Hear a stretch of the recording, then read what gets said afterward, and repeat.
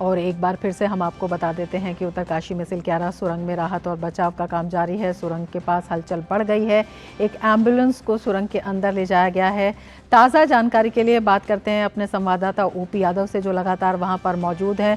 OP, आज जो है अच्छी खबर आने की पूरी उम्मीद है। एम्बुलेंस बताया जा रहा है कि एम्बुलेंस जो है वो अंदर उसको रवाना किया गया है। किस तरह की जानकारी आप हमें देना चाहेंगे?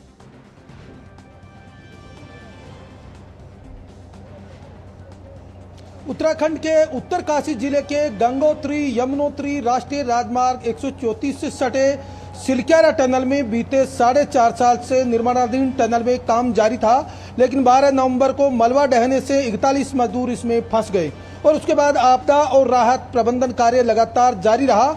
लेकिन अब इसका काउंटडाउन शुरू हो चुका है और ये अभियान अपने अंतिम चरण में है।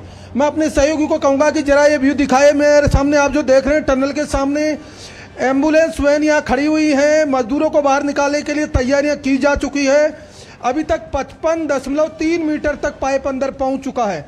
मात्र 3 से 5 मीटर की दूरी का पाइप बचा है, जिसको जल्दी पूरा कर लिया जाएगा। निश्चित तौर पर यह ऑपरेशन जितना लंबा चला उतनी ही उसमें सफलता भी हमें हर मोर्चे पर मिलती रही है। जितनी बाधाएं आई, जितनी चुनौतियां आई, उनसे हमारे इंजीनियर एक्सपर्ट्स निपटते रहे और 1 बाय 1 एक एक स्टेप आगे बढ़ते रहे। यही वजह कि अब यह ऑपरेशन अपने अंतिम पड़ाव पर है और कुछ देर बाद हो सकता है इन मजदूरों को सकुशल बाहर निकाल लिया जाएगा और उसके बाद इनको इन एम्बुलेंस के जरिए जिला उप अस्पताल है उत्तरकाशी का, वहां ले जाया जाएगा। मैं आपको बताना चाहूंगा कि अभी सामने आप देखिए, ये जो एनडीआरएफ के, एसडीआरएफ के, उत्तराखंड पुलिस के, आपदा मोचन बल के और जो अभियांत्रिक पुलिस बल है और अन्य तरह के जो एक्सपर्ट्स हैं, सारे यहाँ मौजूद हैं। एम्बुलेंस तैनात कर दी गई है। मैं सहयोगी से कहूँगा जरा एम्बुलेंस का व्यू दिखाएं। तकरीबन 45 एम्बुलेंस वैन खड़ी है, जिनमें आधी वैन यहाँ टनल के बिल्कुल नज़दीक आके खड़ी हो गई है।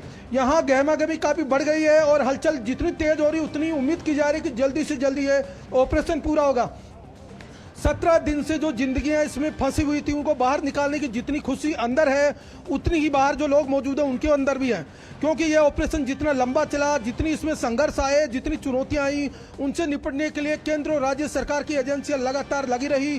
प्रधानमंत्री नरेंद्र मोदी से लेकर राज्य सरकार के मुख्यमंत्री और अमला जो राज्य प्रशासन का लगातार यहाँ दिन रात जुटा रहा और यही वजह कि इसमें तकरीबन 20 से अधिक कंपनियां और 1200 से भी अधिक कर्मचारी और अधिकारी और इंजीनियर्स दिन रात इस काम को अंजाम देने पर लगे रहे और ये अंजाम आज ऑपरेशन काउंटडाउन की ओर पहुंच चुका है। जी 17 दिन के दौरान जितनी परेशानियां आई, जितनी समस्याएं आई, उनके निदान के लिए हर बार अलग अलग मशीनें, अंतर्राष्ट्रीय स्तर के एक्सपर्ट्स, देश और विदेश की एजेंसियों से जुड़े सक्षम अधिकारी, कर्मचारी, इंजीनियर, सर्वेयर और जो दक्ष मजदूर यहाँ लाए गए, उन सब की मेहनत का नतीजा कि आज हम इस परिणाम पर पहुंच रहे हैं कि ये ऑपरेशन पूरा होने की ओर नजर आ रहा है। आप सामने देखिए, जो एम्बुलेंस खड़ी है, इसके बगल में एक छोटा अस्थायी हॉस्पिटल भी बना दिया गया है। मैं अपने सहयोगी से कहूंगा जरा उसका व्यू दिखाए। सबसे पहले जब ये मजदूर बाहर निकलेंगे तो इन मजदूरों को पैरामेडिकल स्टाफ इनकी जांच करेगा। जांच करने के बाद इनको चीफ मेडिकल ऑफिसर स्तर के यहाँ 10 से 15 अधिकारी तैनात है और 10 से 15 बेड लगे हुए हैं, जिन पर इनकी जांच की जाएगी और उसके बाद इन मेडिकल वैन के जरिए इनको एम्बुलेंस में बिठाकर जो चिन्यालीसोड़ जिला उप अस्पताल है वहां ले जाया जाएगा और इनके स्वास्थ्य की जांच की जाएगी। स्वास्थ्य जांच के बाद जब ये पूरी तरह फिट पाए जाएंगे तो इनको इनके घर जाने की अनुमति इनके परिजनों के साथ दी जाएगी।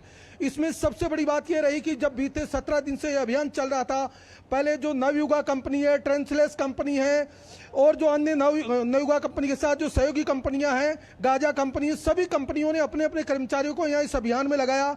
ये अंजाम तक पहुंचे, इसके लिए अंतर्राष्ट्रीय स्तर के विशेषज्ञ बुलाए गए और जो एक्सपर्ट्स हैं उनको बुलाया गया और उसके साथ ही साथ जो अमेरिकन ऑगर मशीन है, हैवी लोडेड मशीन C-130 सर्कुलस विमान के जरिए यहाँ लाई गई। जब मशीन में खराबी आई तो उड़ीसा से, हैदराबाद से, चंडीगढ़ से, नागपुर से, कई अलग अलग जगह से यहाँ मशीनें मंगाई हुई और ये लगातार अभियान न केवल जारी रहा बल्कि इस अभियान को आगे पहुंचाने के लिए जितनी जरूरत थी केंद्र और राज्य स्तर पे, उन सबको पूरा करने के लिए सरकार ने पूरी मदद की। ये सामने जो अभी भी बहुत सारी इंजीनियरिंग से जुड़े इक्विपमेंट्स पड़े हैं, मैं सहयोगी से कहूंगा जरा ये दिखाएं। ये इक्विपमेंट्स बहुत दिनों से यहाँ लगातार आते जाते रहे हैं और तकरीबन 2 किलोमीटर का जो एरिया है इस टनल के आसपास, वहां पर मशीनें, साजो सामान से जुड़े उपकरण और बहुत सारे हैवी लोडेड उपकरण यहाँ रखे हुए हैं ताकि किसी तरह की आपदा आए और अन्य जरूरत की मशीन की जरूरत पड़े तो ज्यादा टाइम न लगे और यहीं से इसकी पूर्ति हो जाए। इस परेशानी को आगे जी। बढ़ाते हुए जब जब ऑब्स्टिकल आए उसको निपटने के लिए उतनी उत्साह और जोर के साथ जो इंजीनियर है, अभियांत्रिक विशेषज्ञ लगातार लगे रहे। अमेरिकन ऑगर मशीन का जब कटर तीन बार अटका, उसको तीनों बार बाहर निकाला गया और उसके बाद जितनी मशीन को असेंबल करने में टाइम लगा, एक्सपर्ट जहां से लाने थे उनको लाया गया और विदेशों से और देश से जितने एक्सपर्ट्स आए सभी ने जी जान से अपना मेहनत के साथ इसमें काम किया। इसके साथ साथ जो स्थानीय नागरिक है उन्होंने भी भगवान से प्रार्थना की और यहाँ पर एक अस्थायी मंदिर भी बना दिया। मैं अपने सहयोगी से कहूंगा जरा वो मंदिर का व्यू दिखाएं। ये बोगनाथ देवता है, स्थानीय देवता, जिसकी यहाँ मान्यता इतनी ज्यादा है कि हर दिन पूजा पाठ करने से पहले कोई काम नहीं करते यहाँ के लोग। यही वजह कि इस टनल के पास भी ये मंदिर बनाया गया और यहाँ पर पूजा पाठ करने के लिए न केवल केंद्रीय मंत्री वीके सिंह रोज आते हैं बल्कि जो इंजीनियरिंग से जुड़े अधिकारी और जो विदेशी जो एक्सपर्ट है वो भी यहाँ पूजा पाठ करते हैं। निश्चित तौर पर आस्था और विज्ञान का ऐसा महासंगम हमने देखा जिसके जरिए न केवल इस रेस्क्यू ऑपरेशन को हम पूरा करने की ओर अग्रसर हो रहे हैं बल्कि बीते 17 दिन से जो सुरंग में फंसे हुए मजदूर उनको बाहर निकालने के लिए उत्प्रेरित भी हो रहे हैं। इस ऑपरेशन के दौरान जितनी समस्याएं, जितनी बाधाएं आई, जितनी चुनौतियां आई, इनसे निपटने के लिए न केवल इंजीनियर बल्कि अलग अलग एक्सपर्ट आए। आईटी का एक्सपर्ट का यूज किया गया, रोबोटिक का यूज किया गया, रोबोटिक कैमरों का यूज किया गया, ड्रोन का उपयोग किया गया, आर्टिफिशियल इंटेलिजेंस का उपयोग किया गया। ऐसी तमाम तकनीकी और उपयोग में आने वाली जो मशीनें हैं, एक्सपर्टीज हैं, उन सबको यहाँ उपयोग किया गया। ये मेरे सामने जो टनल दिख रही है उसके सामने जो एसडीआरएफ के कैंडिडेट खड़े हैं, बहुत सारे पैरा स्टाफ है, इसके अलावा जो एनडीआरएफ के स्टाफ है, इन्होंने बीते 2 दिन से तैयारियां कर रखी है किस तरह रिहर्सल करनी है, मॉक ड्रिल करके कैसे रेस्क्यू ऑपरेशन को पूरा करना है। इसको अंजाम तक पहुंचाने के लिए कई दौर की यहाँ पे अपनी तैयारी की है। जो टनल है इसमें 800 mm का जो पाइप है जिसके जरिए हमें उन मजदूरों को बाहर निकालना है, रेस्क्यू करना है। उसके लिए एक स्ट्रेचर उन्होंने तैयार किया और इसी स्ट्रेचर को बाहर निकालने से पहले सैनिटाइज किया जाएगा, पूरी टनल को सैनिटाइज किया जाएगा। 800 mm का जो पाइप है उसको सैनिटाइज करने के बाद मजदूरों को स्ट्रेचर से बाहर निकाला जाएगा और बाहर निकाल के इनकी जो जांच की जाएगी और उसके बाद इसके जरिए इनको बाहर निकाला जाएगा। इस ऑपरेशन की सफलता का अंदाजा आप इसी से लगा सकते हैं कि केंद्र सरकार जितनी सचेत रही। प्रधानमंत्री नरेंद्र मोदी ने भी आज सुबह के राज्य के मुख्यमंत्री से बात की। लगातार प्रधानमंत्री चुनावी रैलियों के बावजूद समय निकाल कर मुख्यमंत्री से बात करते हैं और जो भी मजदूर है उनका हालचाल जानते हैं, उनको किसी भी तरह की जरूरत हो उसके लिए वो बार बार उनको कहते हैं। यही वजह की केंद्र और राज्य की जो एजेंसियां उनका समन्वित कोऑर्डिनेशन देखने को मिला है, बल्कि एक बेहतर तरीके से इस एक बड़े ऑपरेशन को पूरा करने के लिए हम इसके अंतिम पड़ाव तक पहुंच भी रहे हैं। तो न केवल ये अभियान एक अपने आप में रेस्क्यू ऑपरेशन है बल्कि जिस तरह की चुनौतियां पहाड़ों में आती है उससे निपटने के लिए कैसे अनुभव लिया जाए, कैसे सीखा जाए, इसका एक बेहतरीन नमूना भी है। मैं बताना चाहूंगा कि ये जो पहाड़ी है उसके ऊपर कई मोर्चों पे काम हुआ है। अंतिम पड़ाव पर अभियान और अच्छी खबर के इंतजार में सब और तमाम एजेंसियां कई मोर्चों पर यहाँ पर काम कर रही हैं। ओपी, बहुत शुक्रिया तमाम जानकारी के लिए।